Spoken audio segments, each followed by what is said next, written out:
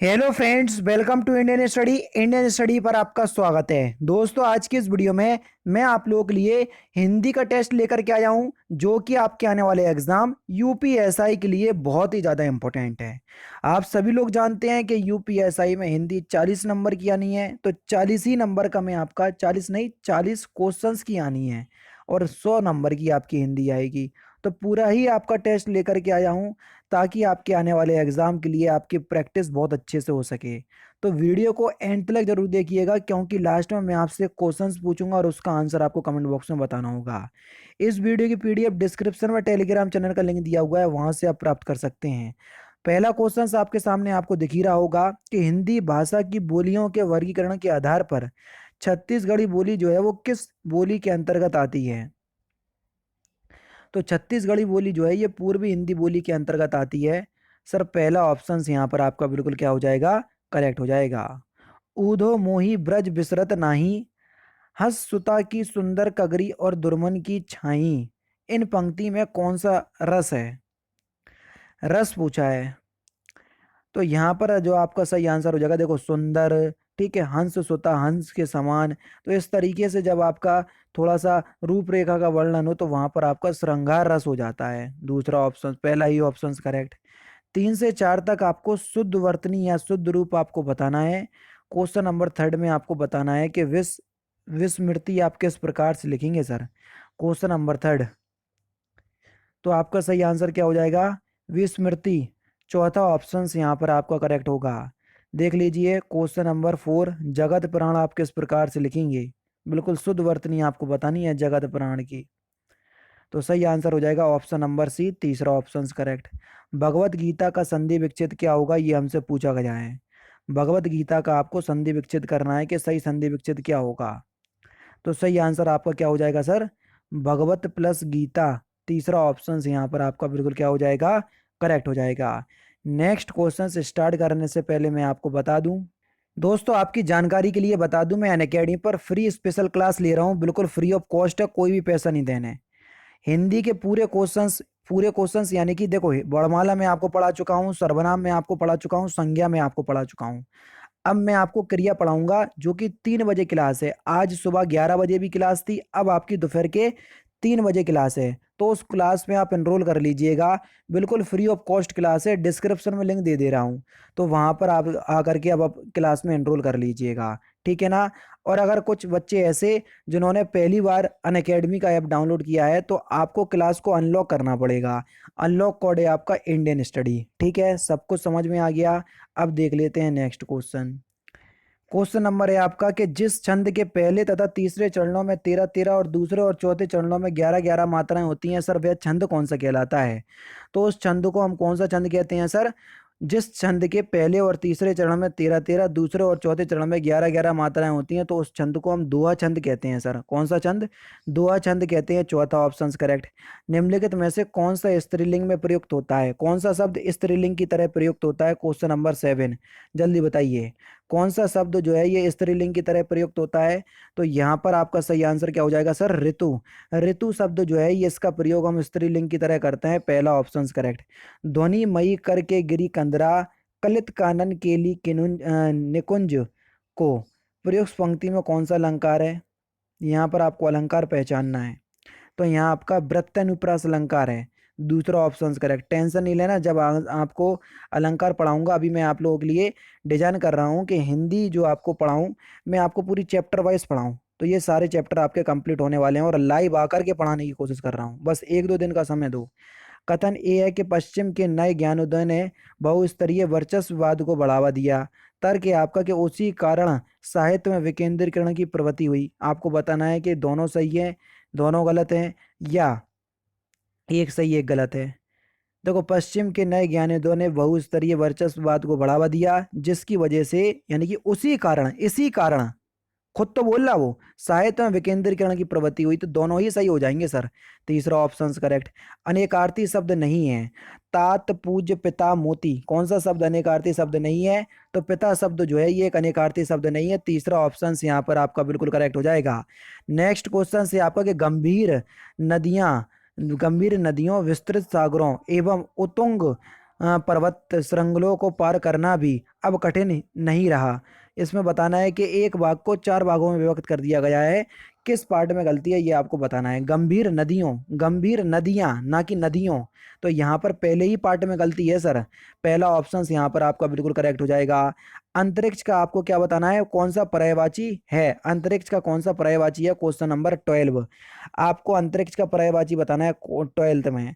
तो देखो आपका सही आंसर क्या हो जाएगा, अनंत और तारापथ। चौथा ऑप्शन करेक्ट हो जाएगा। बटोही का आपको पर्यायवाची बताना है, कौन सा शब्द जो है वो बटोही का पर्यायवाची है। क्वेश्चन नंबर 13 में बटोही का पर्यायवाची शब्द आपको बताना है। तो आपका सही आंसर क्या हो जाएगा, पथिक और राहगीर। तीसरा ऑप्शन यहाँ पर आपका बिल्कुल करेक्ट। कौन सा, तीसरा ऑप्शन करेक्ट। नेक्स्ट क्वेश्चन, संस्मरण लेखक अपने संस्मरणों में विस्मरणीय क्षणों एवं घटना का लेखा जोखा अंकित करता है। इसके किस पार्ट में गलती है ये आपको बताना है। क्वेश्चन नंबर 14, संस्मरण लेखकों अपने संस्मरणों में विस्मरणीय क्षणों एवं घटनाओं का।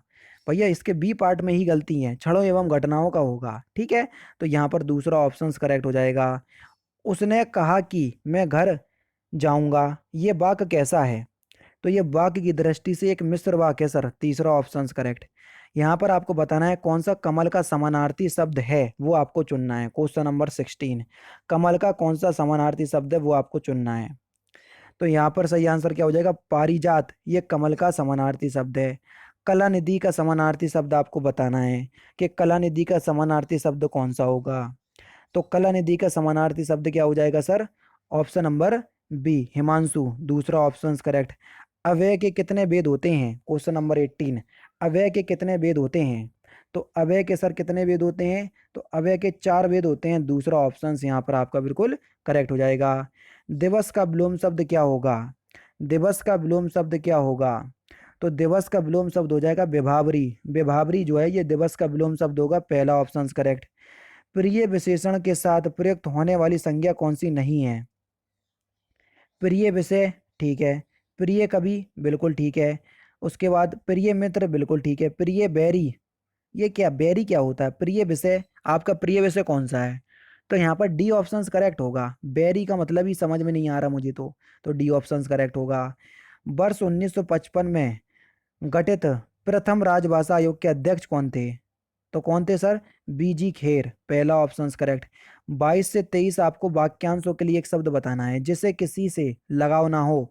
वाक्यांशों के लिए एक शब्द क्या होगा, तो जिसे किसी से लगाव ना हो सर उसको बोलेंगे हम निर्लिप्त। क्या बोलेंगे, निर्लिप्त। तीसरा ऑप्शन करेक्ट। जो कुछ जानने की इच्छा रखता हो, वाक्यांशों के लिए एक शब्द क्या होगा, तो जो कुछ जानने की इच्छा रखता हो उसको बोलेंगे हम जिज्ञासु। क्या बोलेंगे सर, जिज्ञासु। नेक्स्ट क्वेश्चन, हिंदी की आदि जननी कौन सी भाषा है। तो हिंदी की आदि जननी है आपकी संस्कृत। कौन सी सर, संस्कृत। पहला ऑप्शन करेक्ट। छा ध्वनि का उच्चारण स्थान क्या है, जल्दी बताओ। छा ध्वनि का, चा छा जा जा ना, सॉरी ना नहीं आता है, या आता है या, ठीक है। तो ये जो है आपका चा वर्ग में आता है। और चा वर्ग पूरा किससे बोला जाता है, तो चा वर्ग पूरा आपका किससे बोला जाता है सर, तालब से बोला जाता है। तो तीसरा ऑप्शन करेक्ट, ठीक है। अंधा योग के लेखक कौन है, क्वेश्चन नंबर 26, अंधा योग के लेखक। तो यहाँ पर सही आंसर हो जाएगा धर्मवीर भारती। धर्मवीर भारती जो है ये अंधा योग के लेखक हैं। तीसरा ऑप्शन करेक्ट। किसी अजनबी को देखकर कुत्ते आपस में नहीं रहते, भौं भौं करने लग जाते हैं। रेखांकित शब्द का अर्थ बताइए, आपे में नहीं रहना। इसका सही अर्थ क्या हो जाएगा, क्वेश्चन नंबर 28 सर, इसका सही अर्थ हो जाएगा अपनी सुध खो देना।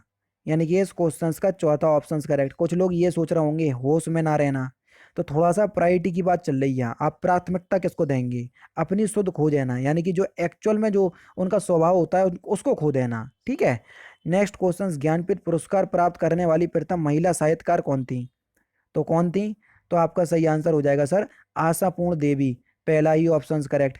यहाँ पर आपको मुहावरे का अर्थ बताना है, आंख के अंधे गांठ के पूरे। इस मुहावरे का सही अर्थ क्या है, क्वेश्चन नंबर 30, आंख के अंधे गांठ के पूरे। इस मुहावरे का सही अर्थ हो जाएगा धनी परंतु मूर्ख। पहला ऑप्शन करेक्ट। चक्रधर फिलोसोफ किसके लिए दी जाती है, चक्रधर फिलोसोफ किसके लिए दी जाती है। तो सही आंसर हो जाएगा शास्त्रीय संगीत के लिए। दूसरा ऑप्शन करेक्ट। निम्नलिखित में से कौन सा प्राउपसर्ग है, यानी कि किस ऑप्शंस में सभी में प्रा उपसर्ग है। उपसर्ग जो है वो किसी भी शब्द के आगे लगाए जाते हैं। तो सही आंसर हो जाएगा क्वेश्चन नंबर 32 का आंसर डी। प्रकृति, प्रवर और प्रख्यात में सर प्रा उपसर्ग होगा। घर आया फिल इन द ब्लैंक्स भी नहीं निकाला निकाला जाता। जल्दी बताइए, इंपॉर्टेंट क्वेश्चंस। तो क्वेश्चन नंबर 33 का आंसर हो जाएगा बी। घर आया कुत्ता भी नहीं निकाला जाता, यानी कि दूसरा ऑप्शन करेक्ट हो जाएगा। निम्नलिखित में से कौन सा आ तद्भव प्रत्यय है? किसमें आ तद्भव प्रत्यय है, ये आपको बताना है। यानी कि वो शब्द तद्भव ही होना चाहिए और उसमें प्रत्यय आ होना चाहिए, बड़ा आ। ठीक है, तो जल्दी बताइए। तो आपका सही आंसर क्या हो जाएगा सर? देखो, बड़ा, घोड़ा, अच्छा, इन शब्द में आ तद्भव प्रत्यय है और ये सभी शब्द जो हैं वो अपने आप में क्या है सर? तद्भव शब्द भी हैं। तो तीसरा ऑप्शन करेक्ट हो जाएगा। अब मैं लास्ट में मैं आपसे क्वेश्चंस पूछ रहा हूँ और उसका आंसर आपको कमेंट बॉक्स में बताना, क्योंकि आज जो 6 क्वेश्चंस हैं पूरे गद्यांश में चलेगा, पूरे के पूरे 6। ठीक है ना? पूरे के पूरे 6 क्वेश्चंस गद्यांश में चलेगा, कोई बात नहीं। ठीक है, तो आज मैं आपसे क्वेश्चंस पूछ रहा। क्वेश्चन है आपका कि कामायनी के रचनाकार कौन है? इस क्वेश्चन का आंसर आप मुझे कमेंट बॉक्स में बताएंगे। तो दोस्तों, ये थे आपके पूरे 40 ही क्वेश्चंस जो कि मैंने आज की इस वीडियो में आपको कवर करवा दिए। वीडियो अच्छी लगी हो तो वीडियो को लाइक और शेयर जरूर कर दीजिएगा। तो दोस्तों, फिलहाल की वीडियो में सिर्फ इतना ही। अगर आपको वीडियो पसंद आए तो प्लीज़ दोस्तों वीडियो को लाइक कीजिए, शेयर कीजिए और साथ ही साथ हमारे चैनल को सब्सक्राइब करना ना भूलें, क्योंकि मैं रोजाना इसी तरह के वीडियोस आप लोगों के लिए लाता रहता हूँ। नमस्कार दोस्तों, जय हिंद, जय भारत।